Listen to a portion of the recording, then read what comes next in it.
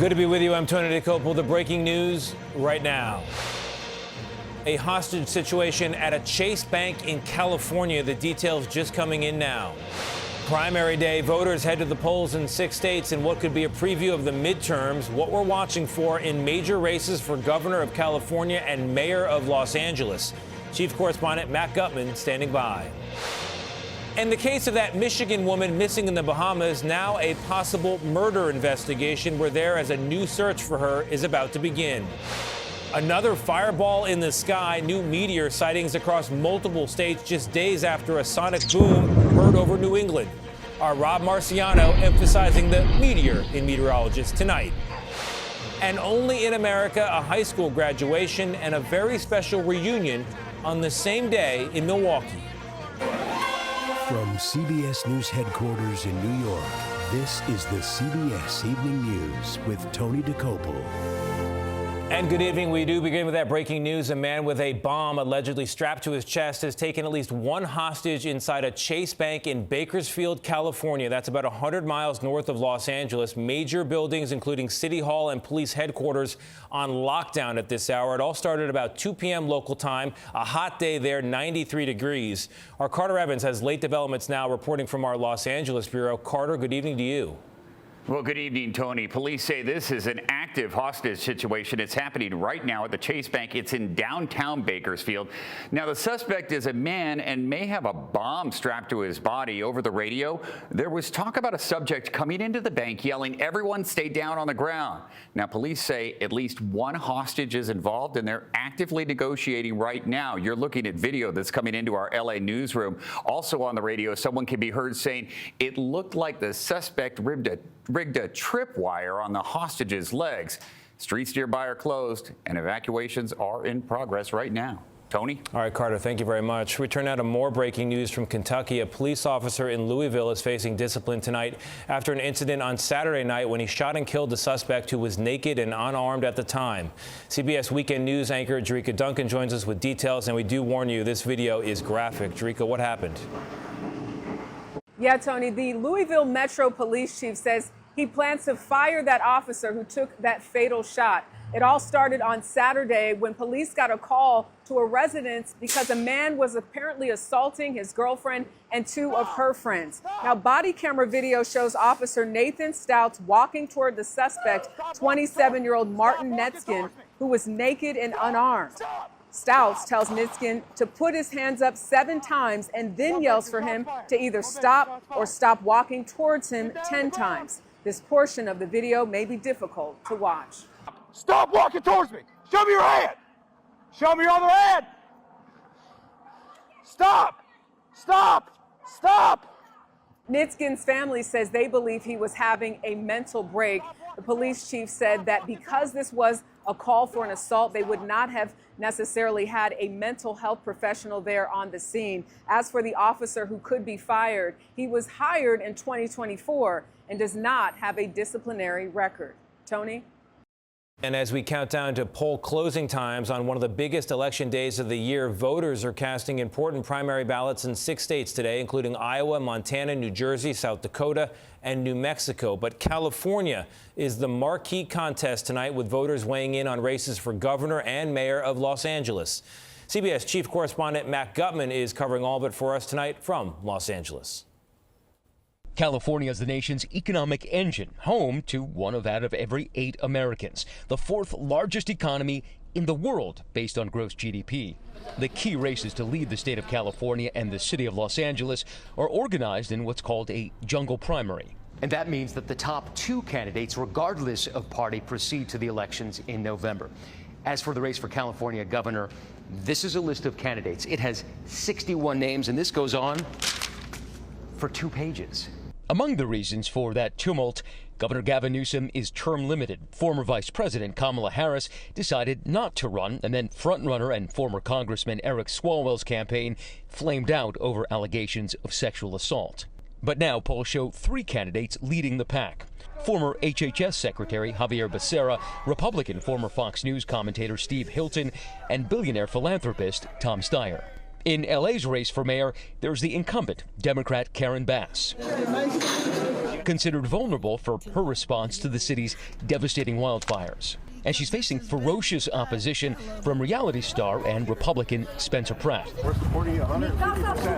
He'd catapulted out of relative obscurity with a bleak AI-generated ad campaign that compared the city to Gotham and himself to Batman. But also polling well, LA Council member Nithya Raman, a Democratic socialist and former Bass ally. Thank you for your support. Now, we've seen a pretty steady trickle of folks here, but overall in California, voter turnout has been relatively low despite the stakes being high. But far and away bigger than any candidate is the issue of affordability. And a CBS News poll found that 70% of respondents in California felt that the cost of living here is simply unmanageable, Tony. Yeah, it's a big issue. Matt, thank you very much. We turn now to the White House, where today President Trump appointed a new intelligence chief. Bill Pulte will serve as acting director of national intelligence, a major wartime job. But the appointment has raised questions from both parties. Here's senior White House and political correspondent Ed O'Keefe. Where's Bill Pulte? He's around here someplace. He's done what a great job. Federal Housing Finance Chief Bill Pulte, a close confidant of the president, will now be the highest-ranking intelligence official in the government, despite having no experience in spycraft or national security. I see no evidence of any qualifications for that job. The move sparked bipartisan concern. He's ill-equipped to oversee the nation's spy agencies, including the CIA. The White House, represented at the daily press briefing today by Medicare Chief Dr. Mehmet Oz, good afternoon, everybody, dodged questions about his qualifications. You're a heart surgeon or a heart doctor? Yeah. Would you recommend a patient go see someone who isn't? You're asking the question with the premise that Bill Pulte is not qualified. I don't know anything about his situation. Democrats note Pulte used his perch at the Federal Housing Finance Agency to send criminal referrals to the Justice Department, accusing President Trump's political enemies of mortgage fraud. The idea that President Trump picked this guy, I fear, to use all the information in the intelligence agencies to potentially go after Trump opponents. News of Pulte's appointment came as Secretary of State Marco Rubio on Capitol Hill once again called for the reopening of the Strait of Hormuz. Today, the U.S. disabled a tanker trying to evade the American blockade. That has to open immediately. And that has to open immediately in exchange, not for anything else other than us lifting the blockade. But he faced a tough grilling from Democrats. You keep telling us how we're winning this war. The president keeps saying, well, the war's over. Completely annihilated. The war is not over. And yet the American people see how we're losing at the pump and with their costs, and yet this thing still hasn't been resolved. On top of serving as the acting intelligence chief, Bill Pulte is set to continue leading the Federal Housing Finance Agency and serve as chairman of the government-backed mortgage giants Fannie Mae and Freddie Mac. Tony? You know, Ed, we also had a major development today involving that $1.8 billion so-called anti-weaponization fund. The Justice Department was going to set it up. What do you know on that front? Yeah, that's right. Acting Attorney General Todd Blanche told lawmakers today the Justice Department is dropping plans to set up the fund. The president and DOJ had argued people who, in their words, had seen the Biden administration weaponized against them deserved compensation. But the possibility of payouts to January 6 rioters prompted bipartisan criticism, especially from Republican senators, and forced the administration to nix the idea. Lawmakers in both parties say they still want to pass a law ensuring no such fund is ever established. Tony? We'll keep following it. Ed, thank you very much. To the war in Ukraine now, in a major new development, Ukraine's President Volodymyr Zelensky had told people last week to take cover ahead of what his government feared would be a massive Russian attack. Well, today, that attack came. Swarms of missiles and drones killed more than 20 people and wounded over 100. Our Aiden Stratch reports tonight from hard-hit Kyiv. Just after 2 a.m. this morning, a Russian airstrike destroyed this car dealership here in Kyiv, Ukraine, trapping a security guard underneath the rubble until the police arrived to carry him out. He was one of dozens rescued by Ukraine's emergency crews across the capital after Russia's latest large-scale attack. Russia launched more than 600 drones, more than 70 missiles, and while most of those were intercepted, a majority of the ballistic missiles got through. Russia had been threatening a major strike across Ukraine, urging foreigners to evacuate Kyiv in retaliation for what the Kremlin said was a Ukrainian attack on a Russian student dormitory. Ukraine's President Volodymyr Zelensky had sent a letter to President Trump and Congress asking for more Patriot air defense missiles, the only reliable defense against Russia's ballistic missiles. So far, Trump has not responded. Tony? Aiden Stretch for us in Ukraine. Aiden, thank you very much. Back here in the U.S., days after a meteor exploded in a sonic boom heard over New England, another fireball has been spotted, visible this time from the Midwest to the Northeast. Is that a normal amount of activity? Here's CBS meteorologist Rob Marciano. Another meteor lit up the sky last night, this time in southern Michigan just before midnight, with doorbell cameras capturing the fireball as it burned through the Earth's atmosphere. It was 40 times brighter than the planet Venus, according to NASA. And this comes after another meteor triggered a sonic boom heard across New England over the weekend, barreling through the atmosphere at 100 times the speed of sound. That one was about 5 feet wide and weighed more than 5 metric tons before exploding with a force of roughly 230 tons of TNT. I assume we're getting hit by these micrometeors all the time. All the time. There are tons of debris that is hitting the atmosphere all the time, but it burns up and doesn't reach the ground. Avi Loeb is a professor of science at Harvard University. What everyone heard across Massachusetts was a loud boom, and that is simply because the object was moving much faster than the speed of sound. And last week, this meteor was seen streaking through the Buffalo, New York area. But despite the rash of meteor sightings lately, Professor Loeb says we have no reason to worry. There is no major risk to humanity at the moment, at least for the next century or more. Those meteors are about 30 feet wide and typically hit in unpopulated areas. The bigger ones are larger than a football field. We can see those well in advance. So experts say enjoy the shooting stars when we're lucky enough to see them. Tony? All right, will do, Rob. Thank you very much. Still ahead on the broadcast, divers in the Bahamas are searching new areas for a missing American woman, plus new details about the investigation. And people in Spain spraying hoses at a massive wildfire. Is that going to help? What first responders are also doing to help. And graduation is always a big moment. What made it so much sweeter for one high school student?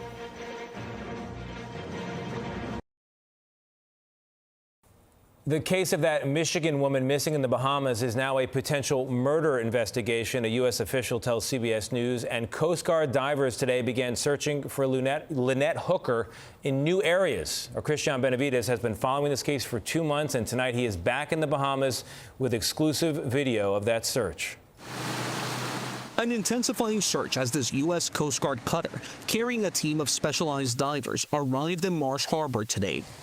CBS News has learned the U.S. probe into missing Michigan mom Lynette Hooker is being investigated as a possible foreign murder of a U.S. national.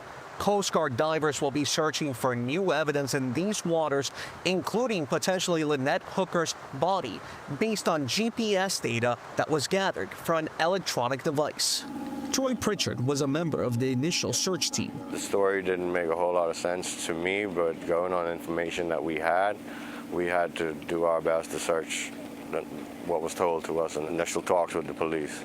The new digital forensic evidence appears to undercut Brian Hooker's account of his wife's disappearance, according to an official familiar with the investigation. We thought we'd try to see a sailboat today. Brian Hooker told authorities he and his wife were on their dinghy going back to their sailboat named Soulmate on the night of April 4th, but rough waters knocked Lynette into the sea and left him drifting for several hours. I'm hoping this is a step in the right direction for justice for Lynette. Blaine and Marnie Stevenson are friends with the Hookers. I have faith that following their GPS coordinates, they're going to find something. You can see the cutter right behind me. Among the challenges here is going to be the unpredictable tropical weather. And Tony, just how much time has passed since Lynette Hooker first disappeared.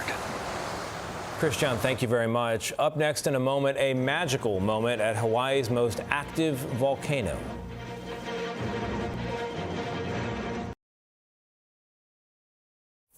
In parts of Japan, bear attacks are a big problem. You can really see it here. The bear chasing a man into a parking lot, catching him, throwing him to the ground before the animal runs inside the building, mauling another worker there, and then 2 more workers nearby. Japan reported a record 230 bear attacks last year, 13 of them fatal.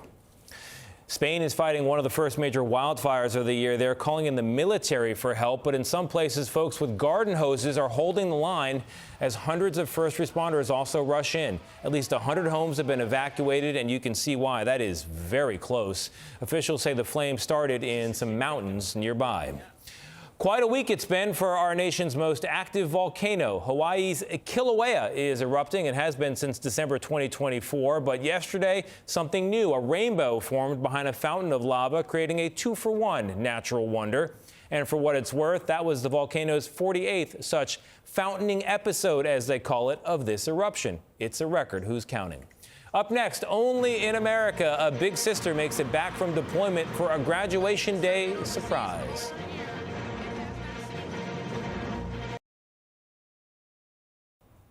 Tonight, only in America, a high school graduation and a very special reunion on the very same day in Milwaukee. Kaylin Barksdale.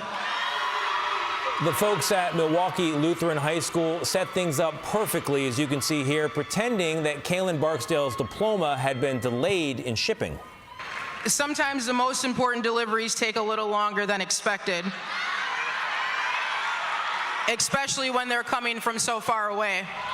In fact, that was the cue, and someone Kaylin hadn't seen his entire senior year came walking in from the back. I am so proud of you. That's his big sister, Army Specialist Mariana Barksdale, trying to hold her emotion together, as she told the local station. But when she delivered that diploma, well, I think I did a little bit okay with that, but once I got in his arms and he just picked me up off the ground, that's when the tears started coming and things like that. Specialist Barksdale said she had been praying that her infantry battalion, the 2-127th, made it home from the Middle East in time. And even though it was a surprise for her brother, Kaylin, he told the station he'd been praying for very much the same thing. It was a blessing. You know, I used to watch moments like these on YouTube when I was little. And I used to be like, man, I wish something like that would happen to me one day, because I come from a veteran family. And now it has. Our thanks to the Barksdale family and to all our military families for their service. That's another day in America. I'm Tony DeCopel. For all of us here at CBS News, thank you for watching. We'll see you right back here tomorrow night. Good night.